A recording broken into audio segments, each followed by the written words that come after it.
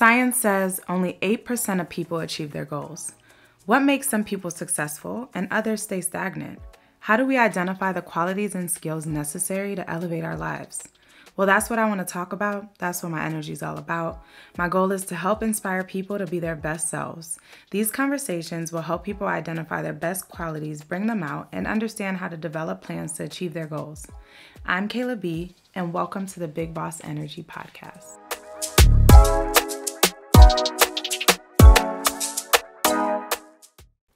What's up, y'all? It's your girl, Kayla B. Welcome to the Big Boss Energy Podcast. We're here to talk about all things around building and developing your skills to help set and achieve goals, whether that's in your life, success, career, and much more. So this will be season 1. I am so excited to bring you guys this podcast.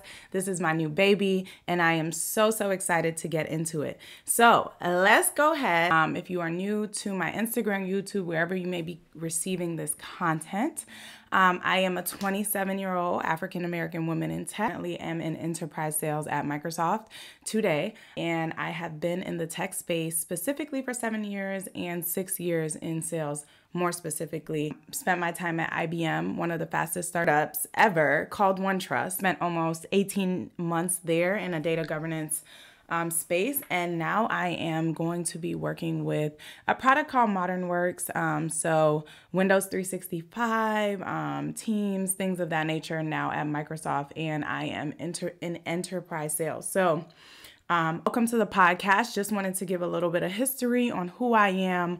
I've operated and had a few entrepreneurship businesses. I'm a homeowner.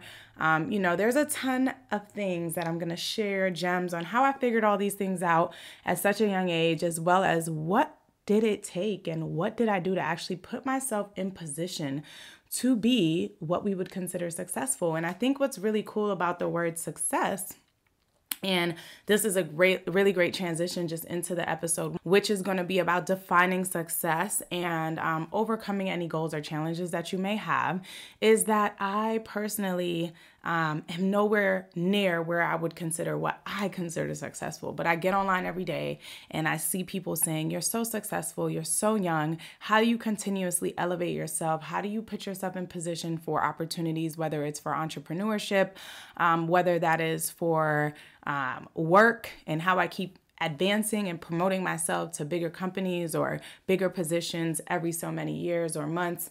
The world has a perception of me, and then I'm going to just go ahead and share kind of what my perception is on how this all unfolded, how I got here.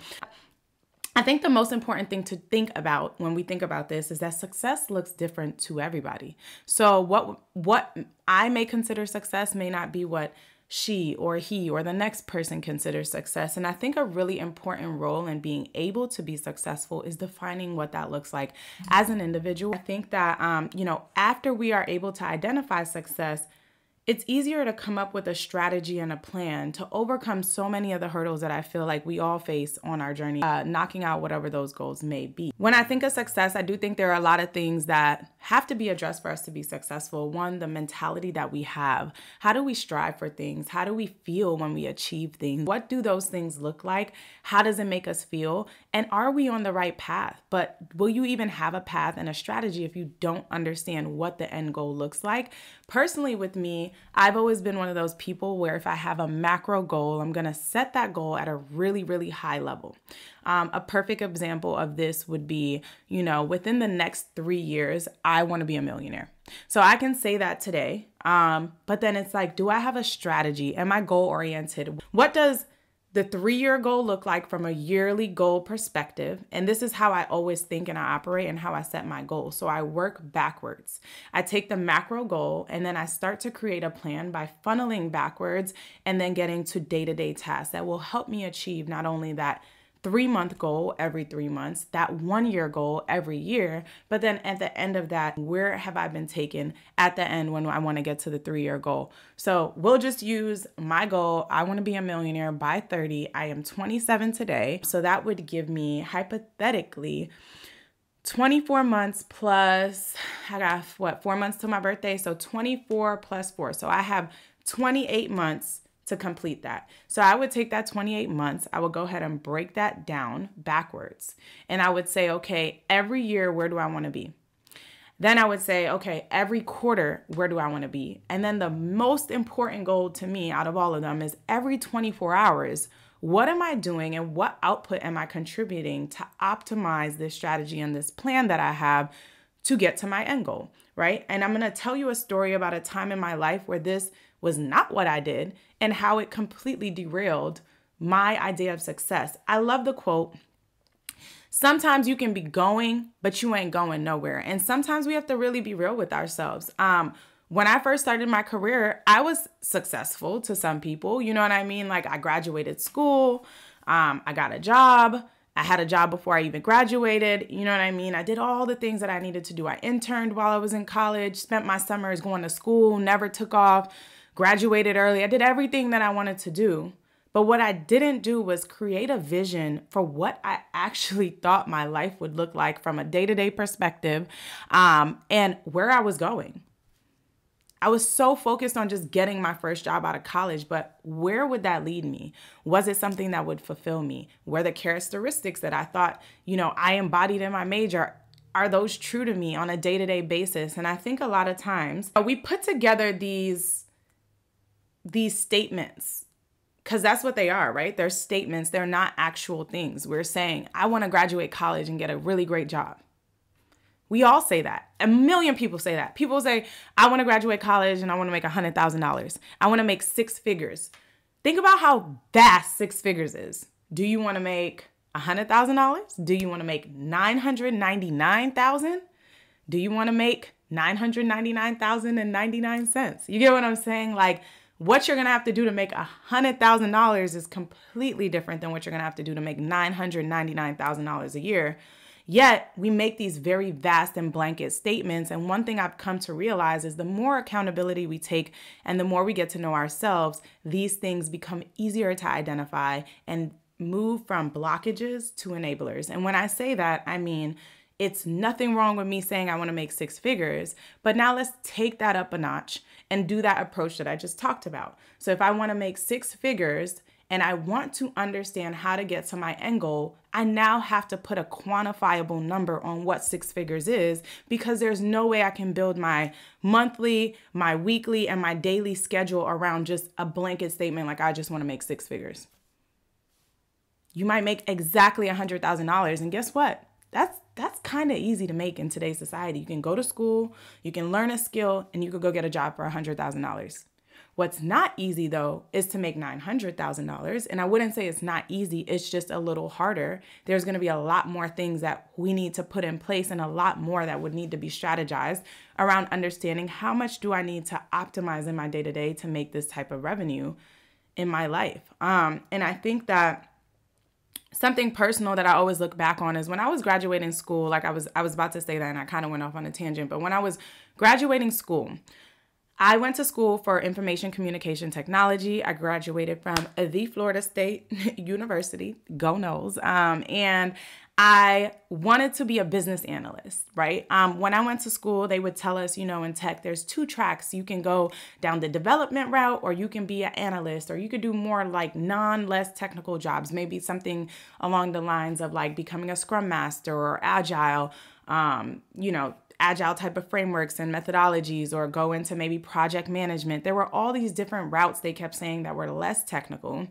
And after taking, a good mobile app development class, I was like, I am not a coder. That is not the lane I want to be in. And that's not what I enjoy doing. Like, I love problem solving, but not sifting through codes all day problem solving. Like, that's just not the type of problem I wanted. So keep that in mind. I love problem solving, right? We'll circle back around to that. But I didn't really understand what I liked to do. I knew what I liked. I like computers. I like technology. But think about how vast that is. And I had no strategy. I just did an internship, and I said, okay, well, I got a job before college. It's paying me about $60,000 a year. I'm going to work for a Fortune 300 company. My first job out of school was at Tyson Foods in Arkansas. And I had to move out there. And I was willing to sacrifice everything just to go make $60,000, which sounds crazy to me today. But at the time, it did prepare me. It was a great stepping stone. But at the time, what I didn't do or understand. And everybody DMs me, people book strategy and consulting sessions with me all the time. And everyone's like, I want to find a role that I enjoy. I hate the role I'm in and I want to switch, or I want to transition into this new space in my life. But no one ever takes a second to really just evaluate, what do I love to do? Who am I as an individual? And how do I cultivate a life where the things that I like and I love and my skills are being utilized at the best? I believe in life that we should be optimizing ourselves for the best outputs in whatever we're doing, right? Like, I want to be the best at whatever I'm doing. You know what I mean? Like, I may not be the best when I start, but I'm going to have the tenacity and the grit to keep on trying to figure something out and solve the challenge on how do I become the best? How can I be number one at this? How can I dominate in whatever I'm doing? And how can I also look for opportunities within my life that are going to show me that I can utilize my skill set where they are valued? A lot of times we go places where we're not valued. We do things that have no purpose, and we're just on this grit and grind, and we're working really hard to get nowhere. You may learn great lessons, but if you do not have a strategy in place and you don't have an end vision of where you're actually trying to go, you'll just keep on flowing. And there's nothing wrong with flowing. Some people like to go with the flow. I like to go with the flow in a calculated sense. I like to take calculated risk. I like to figure things out to an extent of, this is a foundation I can lay, the rest I can't control. But I at least can control what I can contribute, how I can show up, and what I'm putting into the effort. Right? So, I get to Arkansas. I'm thinking I'm popping my shit. I'm doing big stuff. I'm kicking it. I got a job out of school, and no shade, but a lot of people don't get jobs before they graduate, and a lot don't get jobs after they graduate. So I was feeling myself. Like, me and one of my best friends, we moved out there. It was just, I thought it would be perfect. And guess what, y'all? I hated my job. I would call my mom crying every day, like, Mom, I hate this job. And I'll never forget this, y'all. I remember the first day at work, I sat down with somebody. Well, now I have the hindsight night to do this, but one, you could tell this is such a millennial move right here. But I literally walked into the office, and there was a buddy I had. Me and her didn't necessarily see eye to eye, even throughout the whole time that I worked there. But I think what was really cool is I walked into the office, and this just goes to show, one thing that I have learned is never let people minimize your dreams, but also know you can't tell your dreams and your goals to everybody. Some of them may be too big for some people to understand. And what I realized walking in that office was there were people my parents' age in these roles. I immediately felt trapped in that office. They sent me to a cube. I want you to visualize this. I leave college. You have the time of your life in college. They hype this experience up. You're going to leave. You're going to get your dream job. And I get there, and they literally sent me into a cube, said you can't be on your phone. There was absolutely no freaking windows or outside light in this building. It was like going into a jail cell every day. I mean, literally. And there were people content with that. And in that moment, I realized this ain't for me at all. This whole place, this environment, this thought process of just staying in the same place for life, it terrified me. Why? Because that's not the individual I am. So imagine me now stuck in this position, which built resilience. In the end, I got through it for about 19 months before I almost lost my mind. But how can I mentally thrive? How can I become the best version of myself if the environment around me wouldn't even foster something like that? And I'm not saying the people there, that wasn't their best version of themselves, but I knew within me that wasn't going to be my end goal, right? But I'm also like, I went to school. I just spent 4 years of money on this. Now I hate my job. What the hell am I supposed to do? Like, what am I supposed to do? We talk about transitions. I talk to people all the time about transitions. And the number one thing I can say about transitioning, and the number one lesson from that story that I always try to tell people is, one, get familiar with what you are applying for and what you are trying to do in this life. Whether that is your entrepreneurship business. Imagine saying you just want to start a business, but you didn't do the research on what it actually takes to do it, what that looks like every day, what legal things you need in place. Think about how all those things can come back to bite you in the ass if you really don't prepare and set a certain foundation off rip, or have a certain understanding. I think that's the better word, more than foundation. Have a certain understanding about what it is that you have to show up and do every day, right? And then an experience like that, where we don't show up and do the best we can because we're unprepared, we're uneducated, we're just ignorant to what we're actually stepping into, it can do two things. It can enable you to really grind, and you may enjoy that process, but it can also deter you from further successes later down the road in life where you feel like you were a failure from that past experience. And something I want to talk about next, which I feel like will really tie this episode together, is just more so, well, where do you go after a place like that, right? How did I rebuild myself, reinvent myself from the girl that was in Arkansas who hated her first job to dominating my sales career now, loving where I am, knowing I wanted to move and live in Atlanta? And you know what? All of those things came true.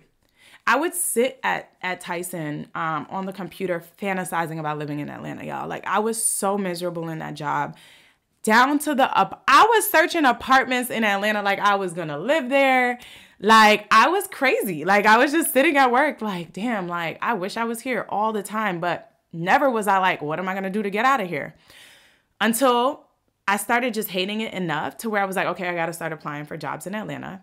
And just that energy alone of me taking the more proactive approach versus reactive of just sitting there and hoping and wishing something would happen, just switching the energy, just literally like a light switch. I switched the energy to proactive energy.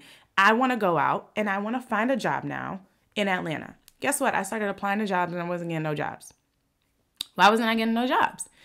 You're less than 12 months out of school. You really don't have that much experience. You're entry level. Where are you going to go? You know what I mean?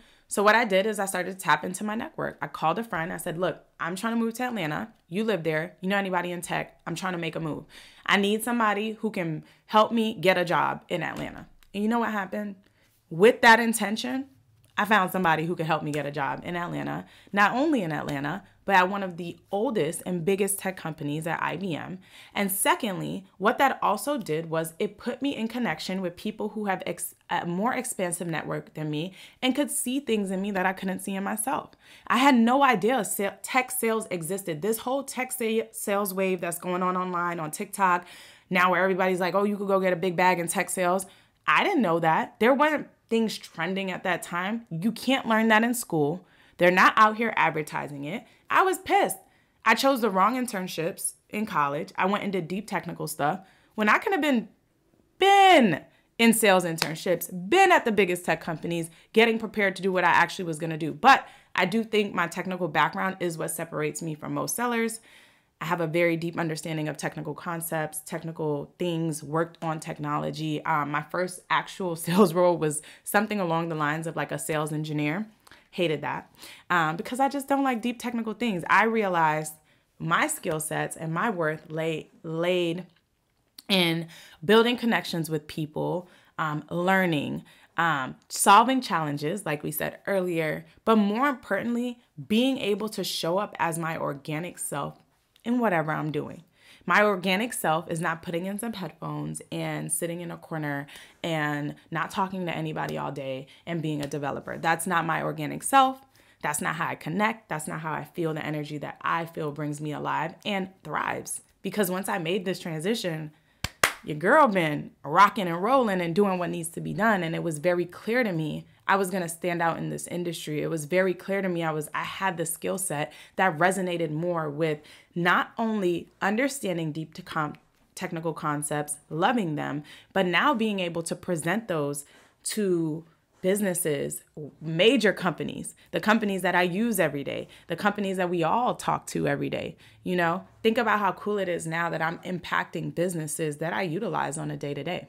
Right? So it's cool that I can literally utilize my skills to help the businesses that help me every day. And I think learning about big businesses and being in tech has made me so much of a better entrepreneur, from understanding the back end of how to keep books, how to expense my business, understanding profit and losses, understanding how businesses operate from a financial acumen perspective, as well as what drives them? How do they sell? How do they produce things to basically output to their consumers? How do they keep that consumer focus in mind? It has expanded my world to be able to make me into a better person for all of my personal endeavors. And yeah, those lessons that I've learned are priceless in this industry, but I didn't understand that at the time. And what that did, that moment, it motivated me to get out that situation, but it also hindered my mental when it came to me trying new opportunities, because a part of me had felt like I had quit at something. One thing about me is I don't like to quit. I don't like to give up on things, y'all. And I feel like sometimes when things don't pan out or they don't result in the expectations that we've originally had, we are fearful of the next opportunity and how we may not show up or how it may affect us down the road. And I think that's something I had to learn, is that focusing on the fear rather than focusing on the actual vision will only rob you from your greater vision, God's vision in your life.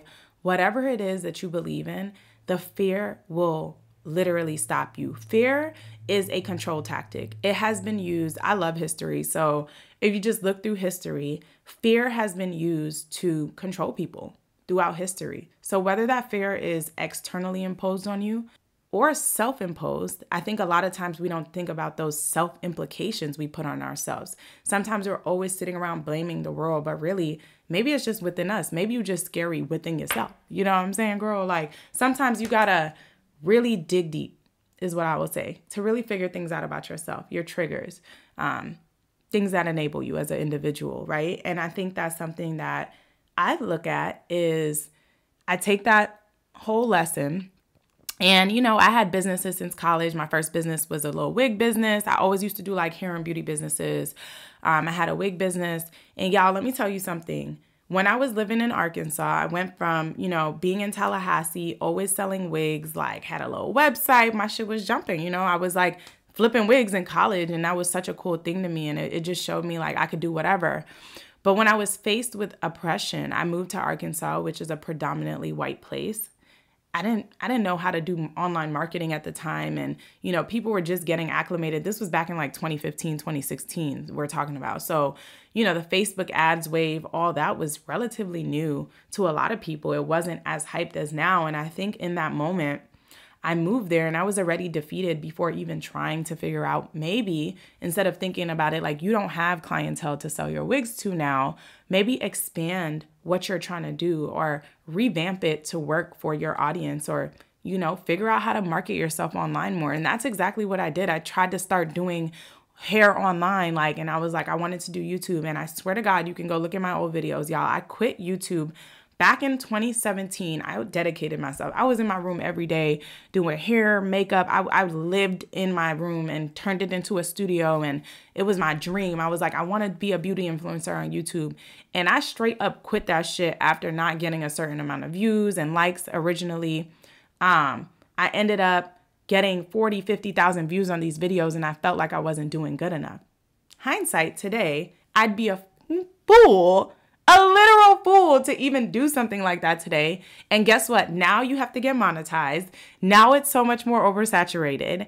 And, it's just funny, in hindsight, full circle, I'm back doing YouTube in a completely different way in space. So I think that direction was intentional, that I didn't go down the beauty influencer route, because I found the space and the niche that I specifically wanted to give into on YouTube. But I just look at that to say, like, my fears of not being successful, and secondly, not having an end goal of what success looked and comparing myself to others, completely robbed me of that opportunity. Think about where I would be 5 years. I may not even have worked a job, right? If I'd stuck at YouTube for 5 years now, and I was getting 40 to 50,000 views off the jump when I just started, think about where I'd be today. But I quit. And I just say that to say, do not let your past fears affect your decisions or blur the vision of your future. It just won't make sense. And, that is really like what I wanted to talk about today. I really wanted to talk about building that funnel, defining what success looks like for you, then being able to create a strategy around that. Create those yearly goals, monthly goals, and then micro goals. How do you set up those tasks, optimize yourself, recognize what skills you have, and then apply yourself to optimize yourself for the best output you can do every day? There is no way you won't reach your goals or even surpass them a lot quicker And that's what I found has really carried me through, has really gave me the tenacity, is the consistency. It doesn't work out, right? Even starting this podcast, I've been working on this for months, the idea for months, but I couldn't release this or do it till I was in a place where, okay, I've started my new job. I understand what my schedule is going to be like. I understand I can do this bi-weekly. I can commit to this. Had I just started and then things in my life shifted, I probably wouldn't be as committed. So with that being said, that kind of just wraps up this first episode. These will be quick chats, fireside chats, where we just go ahead and talk. We talk about stories. We talk about things that I've learned and lessons that I feel like can really help people develop their character and skills as an individual to really go ahead and get to your goals, get to your bag, do whatever it is. The next episode will be in 2 weeks. We're going to be talking about how sales can change your life, and not just the act of sales, but the characteristics that you gain and why everybody needs these characteristics, no matter if you're in sales or not. But for now, thank you for tuning into this first episode. I do have career consulting and strategy calls. If you're unfamiliar and you're new here, the link will be in the bio. Don't forget to like, comment, share, and subscribe. And we will be back in 2 weeks with another Big Boss Energy chat. Hope you liked it, and welcome to season 1.